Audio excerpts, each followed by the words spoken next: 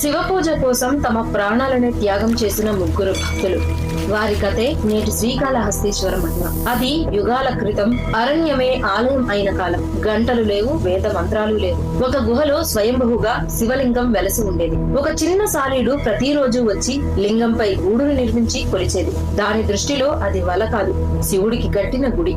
ఒక నాగు తన పనంపై ఉన్న మణిని తీసుకొచ్చి లింగంపై ఉంచేది. అది తన దగ్గర ఉన్న అత్యంత విలువైన సమర్పణ. వీరితో పాటు ఒక మహా ఏనుగు దూరం నుంచి నడిచి నీళ్లు తీసుకువచ్చి అభిషేకం చేసేది. అది దాని హృదయం, నిర్మలమైన భక్తి. ముగ్గురికి ఒకరంటే ఒకరికి తెలియదు, కానీ ముగ్గురి సంకల్పం ఒకటే, నేనే శివుడిని సేవించాలి అని.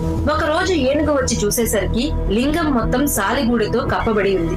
దాన్ని దుమ్ము అనుకుని నీళ్లతో కడిగి, ప్రతిరోజు ఎవరు నా శివయ్యపై దుమ్ము పోస్తున్నారు అని అక్కడే ఉంది. గమనిస్తుండగా సాలిడి వచ్చి గొడవ పడింది.